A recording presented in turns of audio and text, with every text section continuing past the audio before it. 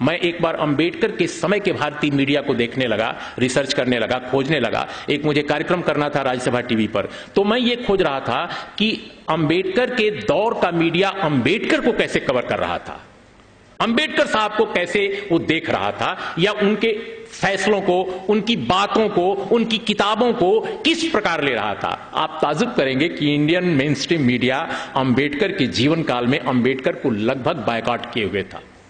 और यही कारण है कि अंबेडकर साहब को मूक नायक से लेकर के और कई उनको 4-5 पत्रिकाएं उन्होंने समय समय पर निकाली, और भले ही उनका सर्कुलेशन कम रहा हो या आर्थिक स्थिति भी कमजोर रही हो, लेकिन उनको लंबे समय तक बीच बीच में कई पत्रिकाओं का संपादन करना पड़ा, संचालन करना पड़ा, और उसके लिए आर्थिक प्रबंधन करना पड़ा। तो ये हाल तो हमारे देश के फ्रीडम स्ट्रगल के दौरान भी था।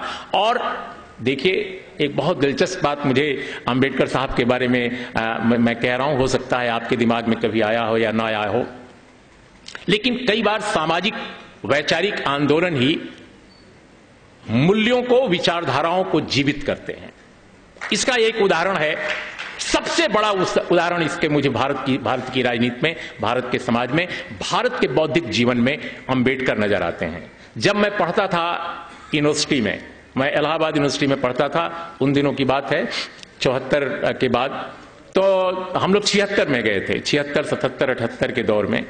तो इलाहाबाद के जो लोग होंगे जानते होंगे कि इलाहाबाद यूनिवर्सिटी में एक रोड है जिसका नाम है यूनिवर्सिटी रोड, विश्वविद्यालय मार्ग। विश्वविद्यालय मार्ग पर जब हम लोग जाते थे तो उन दिनों दुनिया के तमाम विद्वानों, तमाम स्कॉलर्स की किताबें यूनिवर्सिटी रोड पर दिखती थी। मार्क्स से लेकर के मनुस्मृति तक, लेनिन से लेकर के गोरकी तक, एरिस्टोटल से लेकर के वाल्जाक तक, टॉल्स्टॉय से लेकर के चेखव तक। लेकिन अंबेडकर की किताबें उस दौर में नहीं मिला करती थी, कम से कम हिंदी क्षेत्र में।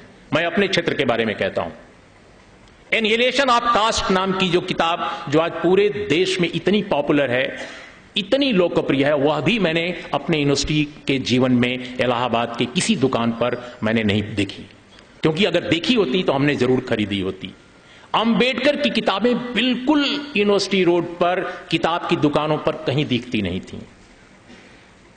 तो मैं अब फील करता हूं कई बार कि अंबेडकर साहब जब उनका निधन हुआ और जब वो जीवित थे तब भी उनको मारने की कोशिश की गई, और जब वो उनका निधन हो गया तो उनको लगता था कि भारत के इतिहास के नींव में दफना दिया गया, कि अंबेडकर का नाम, अंबेडकर के विचार कभी दिखाई ना पड़े, कभी जीवित ना हो।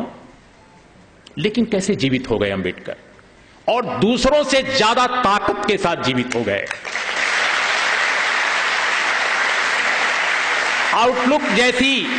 आउटलुक जैसी बाजार की पत्रिका को भी, जो एक बड़े पूंजीपति घराने से निकलती है, जब उसने भी सर्वे कराया तो पाया कि अंबेडकर देश के सबसे बड़े दार्शनिक विचारक के रूप में सबसे अधिक पॉपुलर हैं।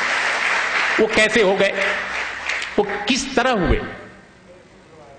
तो मैं एक स्टूडेंट के तौर पे भारतीय इतिहास के, भारतीय राजनीति के एक इतिहासकार, एक छात्र के रूप में जब देखता हूं तो मुझे लगता है कि जो यूनिवर्सिटी रोड पर मुझे अंबेडकर की किताबें नहीं मिला करती थीं, खासकर नॉर्थ इंडिया में, महाराष्ट्र में मिला करती थीं, क्योंकि वहां आंदोलन था, वहां विचार के लोग थे।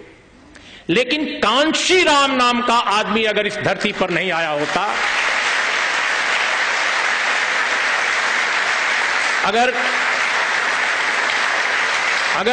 अगर कांशीराम का आंदोलन, जिसे बहुजन समाज आंदोलन कहते हैं, अगर उसने नॉर्थ इंडिया में उसने जन्म न लिया होता तो यकीन मानिए अंबेडकर को मार डाला गया था। अंबेडकर के विचारों को खत्म करने की पूरी साजिश की गई थी।